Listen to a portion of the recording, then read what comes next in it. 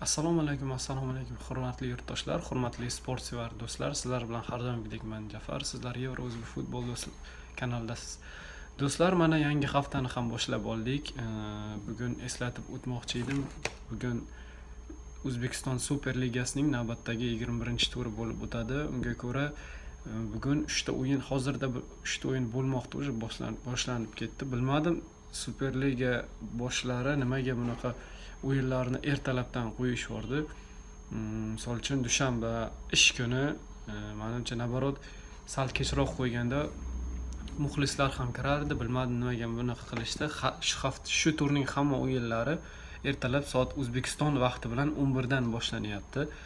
Bugun AGMK o'z uyida Nasafni qabul qiladi, Qo'qon 19-12 Metallurgni, Bunyodkor esa Buxoroni. Barcha o'yinlar Toshkent vaqti bilan soat 11 da, Moskva vaqti bilan soat 1 da bo'ladi. Ertaga esa Qizilqum Loko, Navbahor Dinamo, Paxtakor Sug'diyona o'yini bo'ladi. Ertangi o'yinlar ham soat 11 da, ertalabki 11 da bo'lib o'tadi.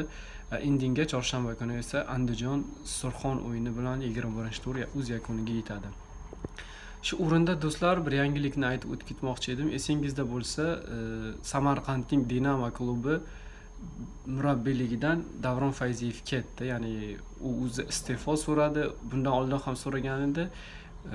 Klub boshchilari balkim o'ylab ko'rarsiz, balkim ozroq ishlab ko'rarsiz deganda, baribir bo'lmadi. Baribir mag'lubiyat bo'lgani uchun oxiri ketishga majbur bo'ldi va uning o'rniga Tajimurod Agamuradov keldi, yangi murabbiy bo'lib. Ko'ramiz qanaqa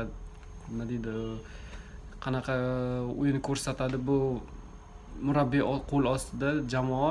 Omad tilab qolamiz jamoaga, chunki 9 ta Super Ligada 8 ta podryad mag'lubiyat va yana kubokda mag'lubiyat. Shuning uchun omad tilab qolamiz. Umid qilib qolamizki, Samarqand Dinamo bu yili Super Ligada o'zini o'rnini saqlab qoladi, quyi ligaga tushib ketmaydi, Pro ligaga. Xo'p, keyingi asosiy yangiliklarga o'tadigan bo'lsak, esingizda bo'lsa, Vadim Abramov 2-oktyabrgacha terma jamoaga chaqiriladigan o'yinchilar ro'yxatini e'lon qilaman degandi. Mana va nihoyat bugun ertalab shu ro'yxat chiqdi. Eslatib o'taman, darvozabonlar Sanjar Quvvatov Paxtakor, Eldor Suyunov Paxtakor, Abdumavlon Abdujavlonov Bunyodkor. Mana ko'rganlaringizdek, Dinamodan Botir Ergashev chaqirilmagan. Bu yerda 2 ta Paxtakor, 1 ta Bunyodkor.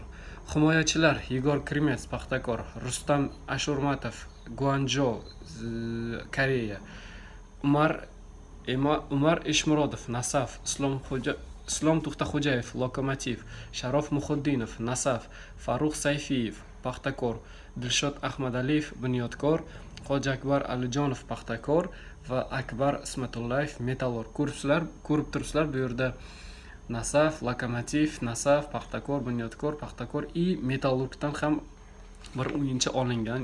Menimcha bilasizlar, Abramov baribir chempionatni, kubok o'yinlarini kuzatib borib, baribir ko'p o'yinchilarni taniydi, biladi, kuzatib boryapti o'sha chempionat boshlangandan beri. Shu uchun Metallurgdan ham olishga qaror qilgan.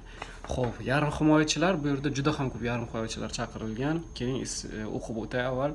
Odiljon Hamrobekov Paxtakor, Odil Ahmedov Shanxay Xitoy, Ikrom Aliboyev Seul Koreya, Aziz G'aniyev Nasaf, Oston Urunov Lokomotiv, Jaloliddin Masharipov Paxtakor, Lutfulla To'rayev, mana bu surpriz, Bunyodkor, Otabek Shukurov Sharja Birlashgan Arab Amirliklari, Sardor Mirzayev Lokomotiv, Doston Hamdamov Paxtakor, Xurshid G'iyozov Bunyodkor, Jamshid Iskandarov Lokomotiv, Jasur Yaxshiboyev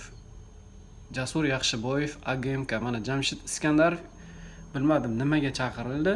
To'g'risi, Jamshid Iskandarov oxirgi o'yinlarda to'g'ri bir ikkita balkim yaxshi paslar berib o'zini ko'rsatayotgandi, lekin menimcha buni o'rniga boshqa o'yinchilarni chaqirsa bo'lardi. Nasafda yoki Paxtakorda yoki Bunyodkorda bundan ham ko'p yaxshi o'yinchilar, yoki Navbahorda yaxshi o'yinchilar ko'p edi. Yoki mana Sug'diyonadan bir nechta yaxshi o'yinchilar bor, bundan ham ko'p. Mana Sardor Rashidovning ukasi, ikkita katta ukasi, esimga yo'q, o'sha 7-raqamda o'ynaydi, Sug'diyonani kapitani, sardori, o'sha o'yinchi ham yaxshi o'ynayapti. Ko'ramiz, balkim o'zini ko'rsatar. Jamshid Iskandarov anchadan beri chaqirilmayotgandi. Jasur Yaxshiboyev ham AGMKdan mana bitta ko'rdinglar chaqirilyapti. Qolgani Nasaf, Lokomotiv, Paxtakor va Bunyodkordan ko'p o'yinchilar. Xo'p, hujumchilarga keladigan bo'lsak, Eldor Shomurodov, Rostov. To'g'ri, Eldor Shomurodovsiz hozir menimcha hech kim jamoani tasavvur qila olmasa kerak. Igor Sergeyev, Paxtakor, Temurxo'ja Abduxoliqov, Lokomotiv. 3 ta yaxshi hujumchimiz. Menimcha bu yerda hujumchilarga e'tiroz bo'lish mumkin emas, chunki hozirda eng yaxshi o'ynayotgan hujumchilar birinchi o'rinda Eldor Shomurodov, ikkinchi o'rinda Temurxo'ja Abduxoliqov, uchinchi o'rinda esa Igor Sergeyev. To'g'ri, kimdir aytishi mumkin, Bekmayev nimaga chaqirilmadi, lekin Bekmayev oldingi pik formasini yo'qotgan, chunki baribir yosh ham o'tyapti. Nima bo'lganda ham hujumchilarimiz normal, yetarli. Shuning uchun hozircha menimcha Igor Sergeyevga, Marat Bekmayevga joy topilmagan. Yana bir o'yinchini esingizda bo'lsa aytgandim, balkim Vitaliy Denisov ham chaqirilishi mumkin deb. Chap kray himoyachimiz, chap qanot himoyachimiz, lekin afsuski halicha Vitaliy Denisovga o'rin topilmadi. O'tgan safar Kuperda oxirgi o'yinda chaqirilgan Sanjar Shohmedov chaqirilmagan. Ko'ramiz, nasib bo'lsa bu o'yinchilar o'zini ko'rsatadi va O'zbekiston terma jamoasiga g'alaba keltirib, muxlislarni xursand qiladigan umiddaman. Eslatib o'tmoqchi edim. Ikkita o'yin o'tkazadi O'zbekiston terma jamoasi. 10-oktyabr kuni Yaman terma jamoasiga qarshi, 15-oktyabr kuni esa Singapur terma jamoasiga qarshi o'yin o'tkaziladi. Shu chorshanba kunidan keyin adashmasam payshanba yo juma kunlari o'sha O'zbekiston terma jamoalar yig'ini boshlanadi. Nasib bo'lsa Toshkentda boshlanadi terma jamoa yig'ini. Abramovga va terma jamoamizga omad tilab qolamiz. Nasib bo'lsa bizni xursand qilib, g'alabalar keltirib, nasib bo'lsa jahon chempionatiga chiqamiz degan umiddaman. Do'stlar, agar video yoqqan bo'lsa, har doimgidek like bosinglar, obuna bo'lmagan bo'lsanglar, obuna bo'lib qo'yinglar. Nasib bo'lsa shunaqa yaxshi xabarlar bilan sizlarni boxabar qilishda davom etamiz. Sizlarga kattadan katta rahmat. Shunchalik qo'llab-quvvatlaganlaringiz uchun. Sizlar bilan Jafar bo'ldi. Keyingi videolarda uchrashguncha xayr, sog' salomat bo'linglar. 主力の選手5人が出場停止ですが、若いメンバーを送り込んできました。前半の15分、ここで香川のドリブルです。香川真司のドリブル、前にハーフナーマイク、フリーの状態だ。逆サイドに岡崎真司が待っている。クリアして、これはコーナーキックに変わります。探して香川真司、ドリブルから前のボールを岡崎切り返した。左足、バーに当たった。ちょっと言いましたね。決定的チャンスを迎えた日本。いやいや、抜群のボディバランスでしたよ、岡崎。長友、さあ長友のドリブル、長い距離を走ってきた長友、自分に行くか、左足にシュート。ハーフナーマイクは触ることができない。いました、向こう側長友佑都を使います。真ん中に岡崎が入っている。ハーフナーマイクと岡崎が待っている。そこにシンプルに上げてハーフナーマイクでヘディング。こぼれ球を岡崎が押し込みましたが、その前にファウルがありました。1m94cm のハーフナーマイクです。これは高かったですね。高さ的にはね、ハーフナー当然ありますから。中を見ている香川真司の反転、香川から長友へのボールだ。さあしかしここは3対3の状況が生まれた。遠藤が戻って4対3の状況を作る。しかしウズベキスタンが上がってくる。右サイドフリーの選手がいる。中には3人の選手が入ってきた。ウズベキスタン、ヘディング、守った川島。しかし押し込んだのはウズベキスタン。なんと先制はウズベキスタン。日本失点を許しました。先制は9番のシャドリン。まあ今のクロスは完璧ですからね。長友が上がっていく。いいですよ、いいですよ。長友フォローに入っている。乾の突破、通れる。ファウルはない。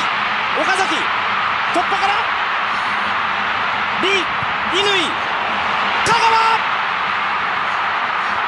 まだある。これはゴールキックに変わります。ただ決定的なチャンスを作った日本。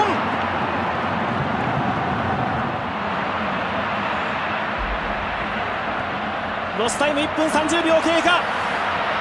ウズベキスタンのカウンター。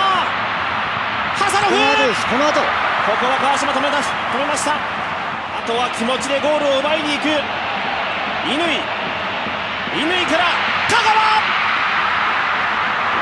川、ここでホイッスル。日本